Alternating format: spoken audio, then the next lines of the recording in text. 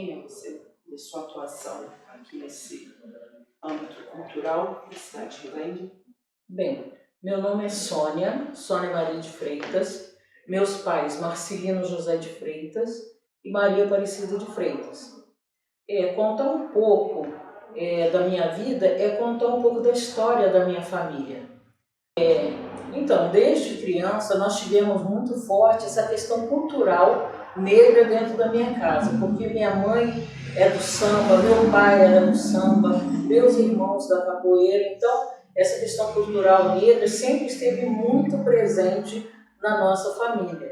E eu cresci assim. E na adolescência, a gente começa a despertar para uma coisa maior, que é o diálogo sobre as temáticas que estavam sendo discutidas na época, né? Que é a questão, qual é o lugar que nós temos que ocupar, o que nós vamos fazer, se nós devemos estudar, se devemos ocupar outros espaços.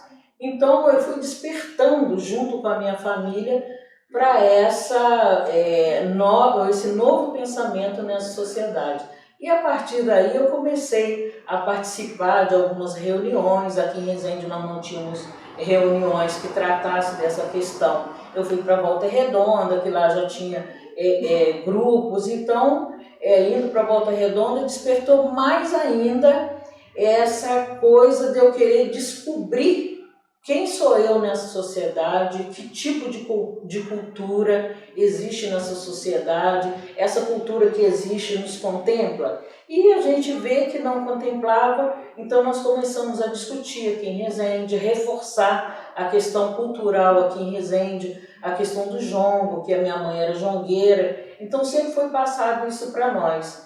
E foi dentro desse ambiente que eu cresci, e então por isso que eu busquei esse espaço aqui em Resende de discussão a respeito da cultura, a respeito da capoeira, a respeito do samba, a respeito da dança afro, que nos anos 90 a gente tinha um grupo de dança afro aqui em Resende. Então isso é muito importante, até mesmo para a vida não só da minha família, mas também da sociedade, da comunidade em Resende. Sônia, como você bem disse, isso foi uma busca, né, sua ao decorrer do seu ambiente familiar. E você consegue mensurar qual é a maior dificuldade de fomentar, né, a nossa cultura e me dizer qual é a importância das políticas públicas para que essa nossa cultura continue ainda perpetuando aqui na nossa cidade? Então, a dificuldade que eu tenho é que a maioria das pessoas tem, não só em Resende, mas nos outros municípios. Quando nós nos encontramos, reuniões de municípios, a gente observa que o problema é sempre o mesmo, a dificuldade da sociedade aceitar essa temática, aceitar a cultura, por causa da discriminação que existe, né?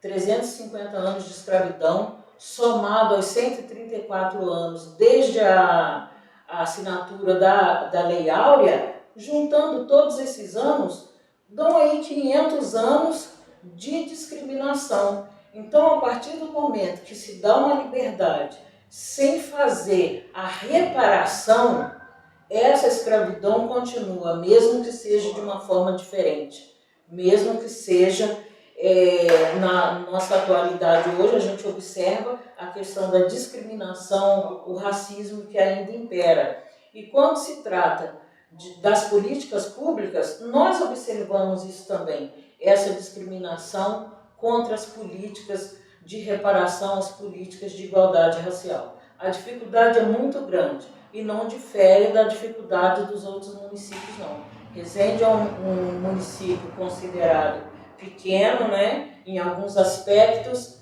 mas ele traz o mesmo resquícios de desigualdade, ele traz o preconceito que existe nos grandes centros também. Então, a dificuldade em implementar as políticas de igualdade racial, a gente esbarra em muitas dificuldades e é um desafio muito grande.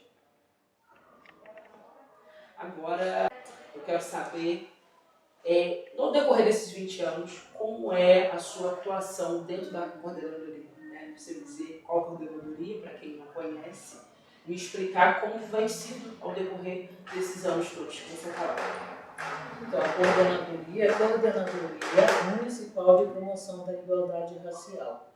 O objetivo dessa coordenadoria é criar e implementar políticas de igualdade racial. E durante esses anos nós tivemos alguns avanços, alguns projetos sendo executados e a gente tem observado que às vezes a gente dá um passo para frente, dois para trás, mas a gente não desiste, a gente retoma de onde a gente parou e dá sequência, porque acreditamos muito nas políticas de igualdade racial. Um exemplo são os trabalhos que nós fazemos nas escolas, né, implementando de uma forma a Lei 10.639 e a 11.345, que são leis de inclusão, e a Lei de Inclusão do ensino da história da África, da cultura afro-brasileira e a questão indígena nas escolas, então é muito importante. Então nós trabalhamos muito em cima disso. Nós temos um outro projeto também, que se chama Juventude Negra, onde nós trabalhamos levando vários temas para discutir a questão da juventude negra, qual o papel dessa juventude na sociedade. Nós temos um coletivo de mulheres negras, onde nós debatemos.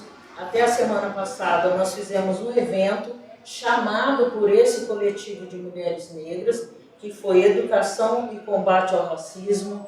Nós temos um outro projeto que vai se iniciar também na coordenadoria, que é o projeto de fazer visitações com crianças e adolescentes nos pontos culturais aqui de Resende, onde teve a história negra presente, né? Então a gente vai contar essa história a partir de um outro ponto de vista, para que essas crianças e adolescentes conheçam esses espaços e escutem um pouco mais, a partir de uma outra ótica, a história desse lugar, por que está sendo visitado, qual a história que tem, os escravizados passaram por ali, qual a história desses escravizados com esse lugar. Então, contar um pouco desse pertencimento para essas nossas crianças e esses jovens, esses adolescentes que ainda não teve contato com essa história.